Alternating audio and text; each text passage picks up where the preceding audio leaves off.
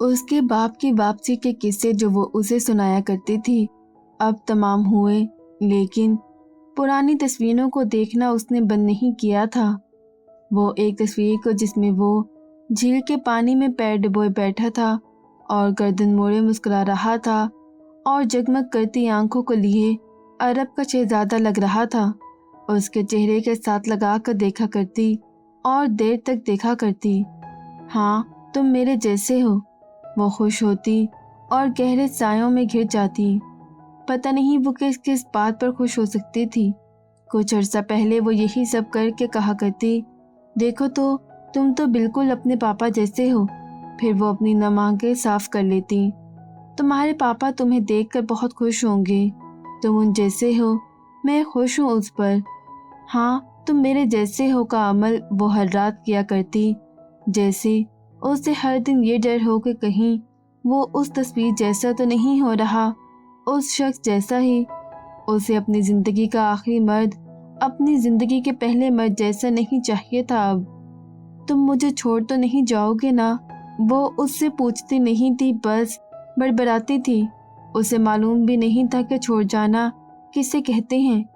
جن دنوں اس کی طبیعت زیادہ خراب ہونے لگی تھی ان دنوں وہ رات رات بھر بڑبڑاتی رہتی۔ اس کی بڑبڑاہٹ عجیب ہوتی، جیسے ہچکیاں لیتی ہو، مدفن ہچکیاں، یا خود کو ایسی عدالت میں کھڑا کیے ہوئے ہو جہاں ملزم بھی وہی ہو اور مجرم بھی، جرم بھی اس کا ہو اور سزا بھی اسے ہی سنائی جانے والی ہو۔ اگر میرے بس میں ہو تو میں تمہاری دائیں آنکھ کی کمان کے کنارے پر بنے اس دل کو اپنی مٹھی میں لے لوں اور اسے کہیں چھپا دوں۔ ہاں چلو اپنے دل میں، تاکہ جب تم ہنسو تو کوئی اور اس دل کے رقص پر فدا نہ ہو پائے۔ میں کسی اور کو تم پر فدا ہوتے کیسے دیکھ سکتی ہوں؟ میں مر جاؤں گی ولید۔ کل میں فرش صاف کرتے پھسل گئی، میری ناک سے خون بہنے لگا، میں رونے لگی۔ تم ہوتے تو اپنی آستین سے میرا خون صاف کرتے اور مجھے باہوں میں بھر کر کہتے، مارگریٹ دی سپر وومن۔ سپر وومن بھی روتی ہے کبھی، اور تمہاری نیلی آنکھوں میں ایک ہی چیز بھلی نہیں لگتی، آنسو۔ تم وہ کام کیوں کرتی ہو مارگریٹ جو مجھے اچھے نہیں لگتے؟ تم کیوں کرتی ہو؟ اگر تمہیں کسی وجہ سے رونا ہی ہوا کرے تو تم خود کو کہیں چھپا لیا کرو، پھر اپنی روتی صورت کو میک اپ سے چمکا لیا کرو۔ مجھے معلوم نہیں ہونا چاہیے کہ تم روتی رہی ہو۔ میں روتی رہی ہوں۔ مارگریٹ صبح تک یہی ایک فقرہ بڑبڑاتی رہتی۔ اس نے تھوک کر چاک دی گئی محبت کی پوشاک میں خود سے ہی پیوند کاری کر لی تھی۔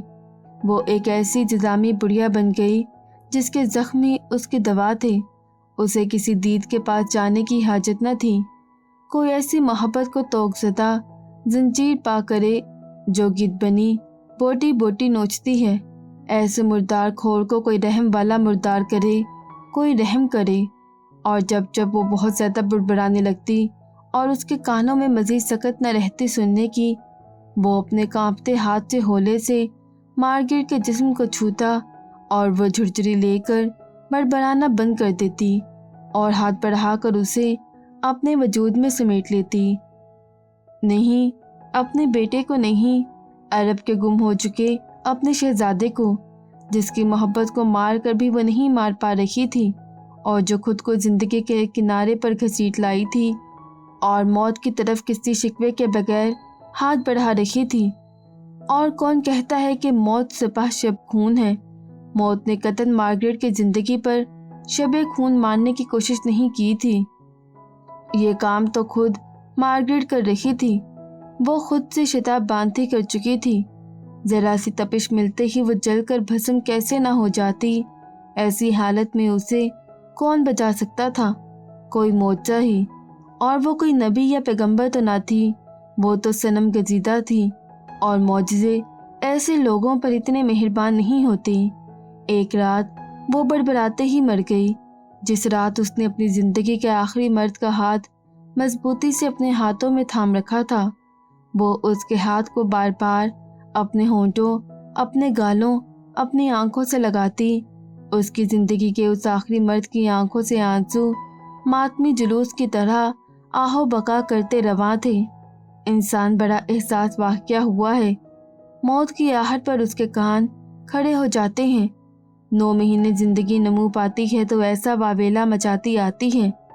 मौत तो सालों सालों और सालों ही नमू पाती है, अपनी आमद पर किसी एहतमाम का वावेला नहीं मचाती होगी।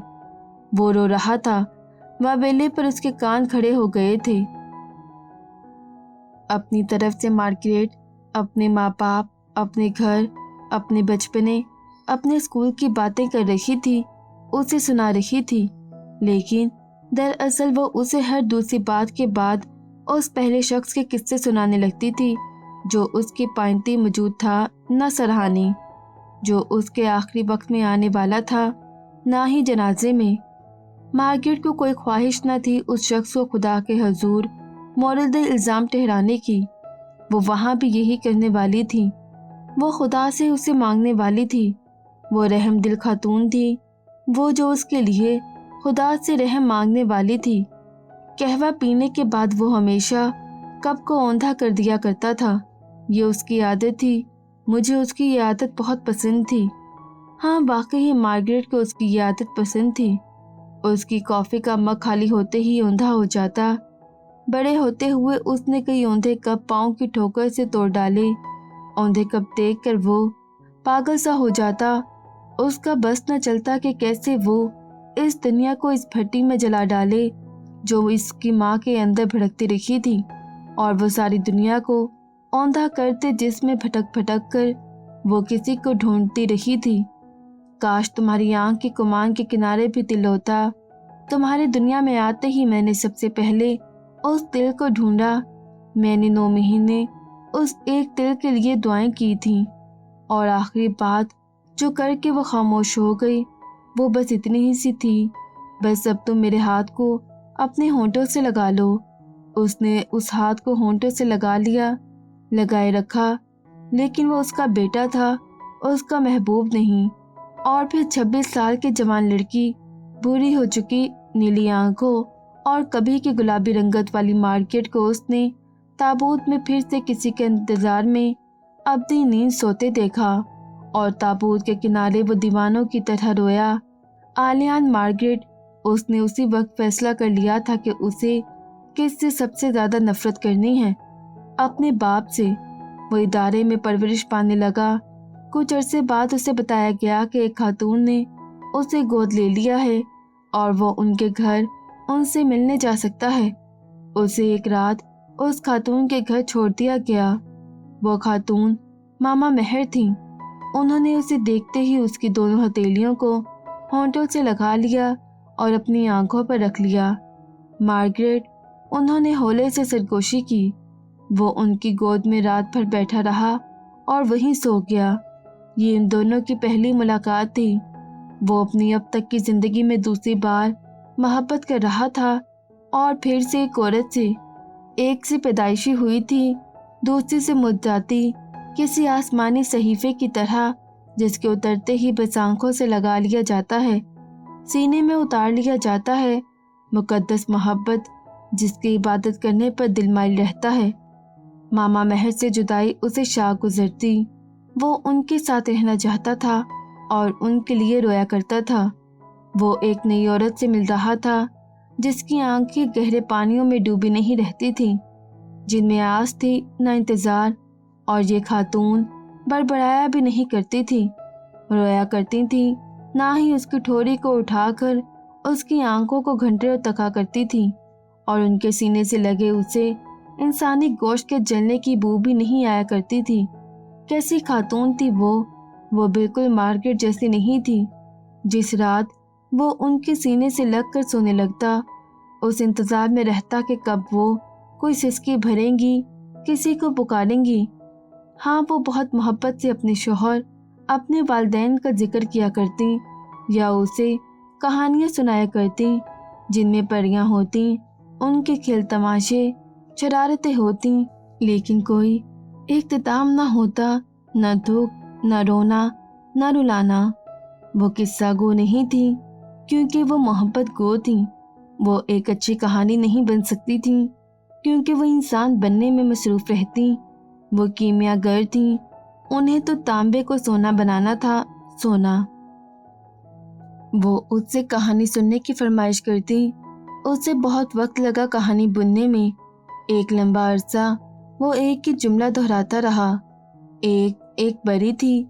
फिर वो खामोश हो जाता, दोनों खामोश हो जाते। कहानी कई सालों तक ऐसे ही शुरू और इख्तिताम पजीर होती रही।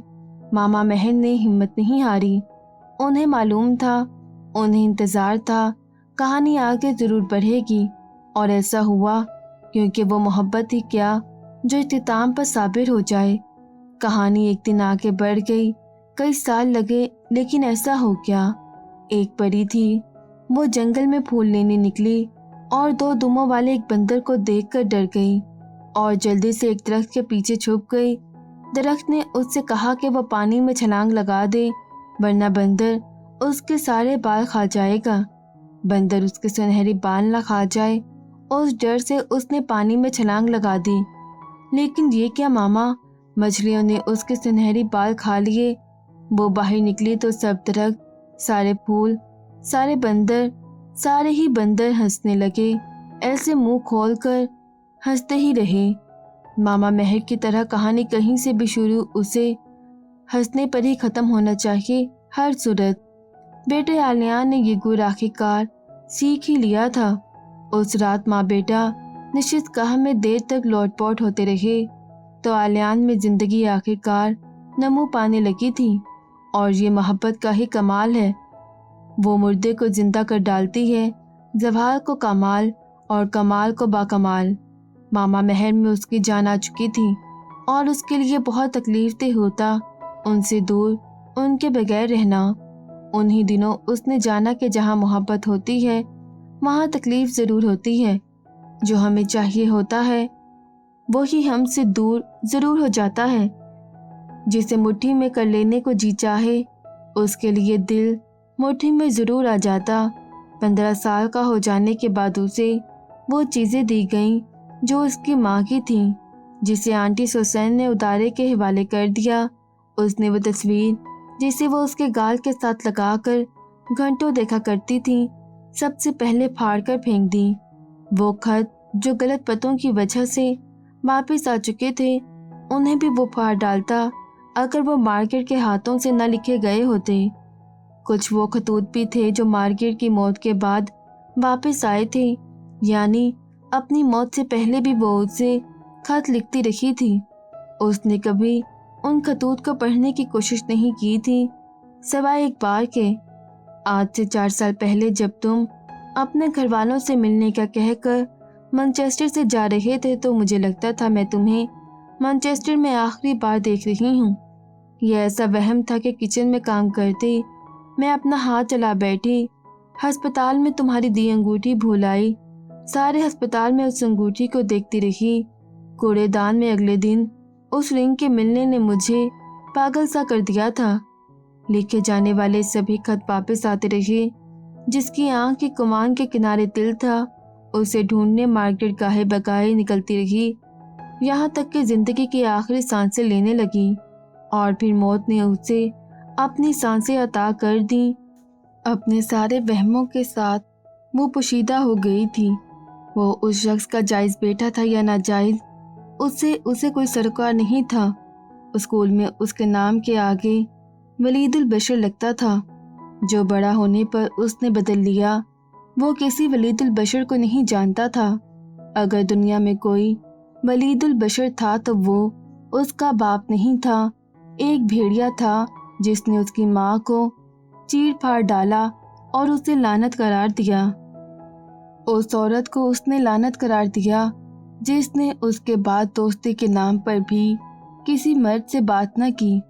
अगर वो एक लानत ही होती तो रंगीन कपड़े पहने, खुद को सजाए बनाए वो अब तक बड़ी शान से जिंदा होती। उसके लहाफ उसके मुंह से निकलने वाले खून के छींटों से सुर्ख न हुए होते। उसकी रातें सिसक कर न गुजरती। उसके दिन आंखों की नमी छुपाते न गुजरते। उसे जिंदगी गुजारने के लिए अकवाल याद न करने पड़ते और हर रोज उसे खुद को बहादुर बनाकर जिंदगी के सामने ना खड़ा करना पड़ता। वो उसे लंबे लंबे खत ना लिखती, पागल हुई उसे ढूंढती ना फिरती। बेवफा और लानती औरतें अपने वबाल पालती हैं भला? और क्या ऐसी औरतें इतनी जल्दी मर जाती हैं? और क्या इतनी ही आसानी से वो मौत को खुशामदीद कहती हैं?